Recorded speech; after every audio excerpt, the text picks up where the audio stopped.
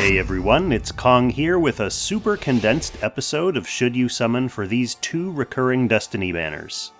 Sometimes with recurring banners like this, one featured unit will change, but both of these ones have been run as is within the past few months, so we're in hardcore summary mode here.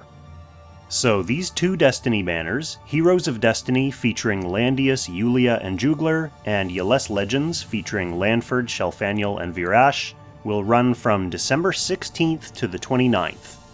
The first SSR you pull is guaranteed from each banner to be one of the 3 featured heroes you don't already have. After you pop your guarantee, or if you do already have all 3 featured heroes, then it's treated as a normal rate up with a 20% off banner rate. Landius. Tank. Counterattack at 2 range. Unique weapon reduces incoming damage based on how far away the attacker is. Protagonists buffed by Matthew and Lavina the Great, Yeless Legends buffed by Landius and Sigma. So he does have a faction buff. It gives plus 15% damage dealt if you don't have class advantage over your enemy. Unlocks attack bonds for Lanford, Listel, the Knight of Mystery, and Rachel. Needs Rachel for his own attack bond. In PvE, core unit of the top scoring teams for Hugin and Munin in Ancient Beckoning. In PvP, Yeless looks to be becoming more viable in Seasons 9 and 10 of Apex Arena, with some good new units joining his faction. Yulia. Self-healing, self-reviving magical DPS. Legion of Glory buffed by Ledin, Elwyn, and Grenier. Princess Alliance buffed by Luna, Shelfaniel, and Christiane. And Mythical Realm buffed by Gizroff and Sage of the Trees. Doesn't unlock anyone else's bonds, and needs Jessica for her defensive bond and Zerida for her attack bond. In PvE, formerly a staple in top-scoring Needhog and Fenrir parties, but seems to have been replaced by Christiane and Patsir. Jugler. Tank. Heals the rest of the team whenever he takes damage. 3-cost skill teleports him, does an AoE blast, and locks down adjacent units. Meteor Strike buffed by Zerida and Epsilon.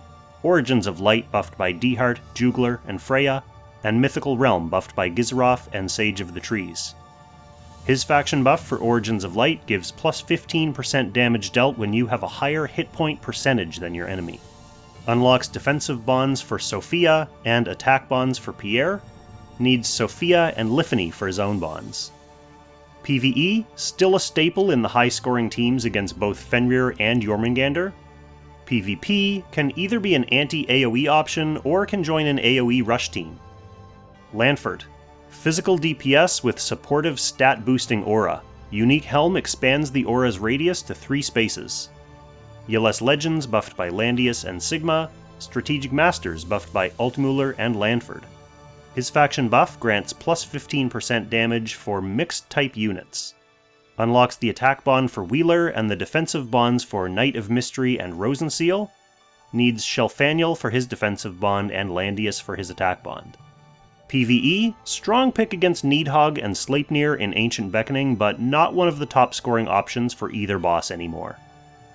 Shelfaniel, big magical AoE specialist. Talent reduces the cooldown of skills. Unique Helm has a 30% chance to grant +1 range and +1 span to her skills. Yeless Legends buffed by Landius and Sigma. Princess Alliance buffed by Luna, Shelfaniel, and Christiane. So her faction buff for Princess Alliance increases skill damage by 12%. Unlocks the attack bonds for Angelina, Oliver, and Serena, and the defensive bond for Lanford. She gets a freebie on her defensive bond from Almeida, and she needs Angelina for her attack bond. In PvE, very useful for Treasure Goblins and Dimensional Expedition. Virash, gimmicky physical DPS who can revive several times. Yeless Legends buffed by Landius and Sigma, and Meteor Strike buffed by Zerida and Epsilon. Unlocks the defensive bond for Brenda and the attack bond for Helena. Needs Lambda for his own defensive bond and Rainforce for his attack bond. Okay, that was already pretty quick and dirty, so let's move right along to the notes for noobs. Quick, verdict-style judgments. Should you actually summon these characters? Landius is still a top tank, still useful in both PvE and PvP. Yulia is still generally useful throughout PvE and challenges, even if she's not carrying top-scoring teams or PvP tank push teams anymore. Jugler is just very versatile. He's very useful in specific fights in PvE, and he can do a number of things that can't quite be replaced in PvP teams yet. Still worth summoning. So, as long as you're still missing one of these characters, use your Destiny summon to pick up your guarantee, and then summon again the next time the banner rolls around. No need to go too ham trying to get a specific character after you've busted your Destiny guarantee. This banner does come back frequently enough, so you can afford to pick one and then wait. It wants to help you fill up your roster. It's a good banner. That said, it's going to be here for 2 weeks, which means it overlaps with the one that's coming out next week, and if that one is a highly desirable character that you want to summon on first, you can try your luck over there first before you come back over here and use whatever you have left. Lanford is skippable. Shelfaniel is definitely useful if you're in a guild that tries hard at Dimensional Expedition. Even a 4-star Shelfaniel can more than carry her weight. Virash unlocks Helena's attack bond, and Helena is good, so that's probably the main thing he's used for now.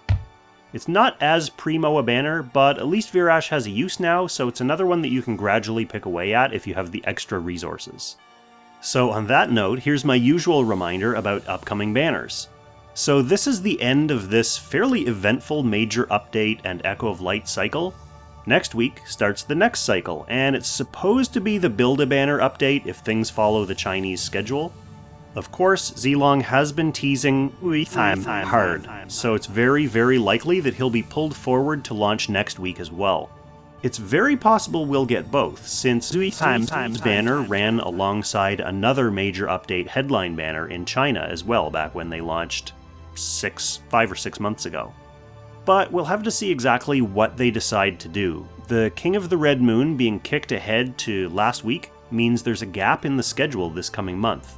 So maybe they'll separate the time and build a banner into separate weeks. We'll have to see. We'll see. Anyways, on that definitively conclusive note, that's it for this episode. I hope you found this condensed video of rapid-fire summaries helpful enough to warrant a little thumbs up. As always, thank you so much for watching. I'll catch you in the next mysterious Should You Summon. Extra special thanks, of course, go out to our Langrisser tier channel members for generously supporting the channel directly, especially at this time of year. Thank you so much to Levitt, Derek Gunderson, William Householder, Kate Soon, Jared Portela, Eden Seal, Titan Bradicus, and Shara Elimirius.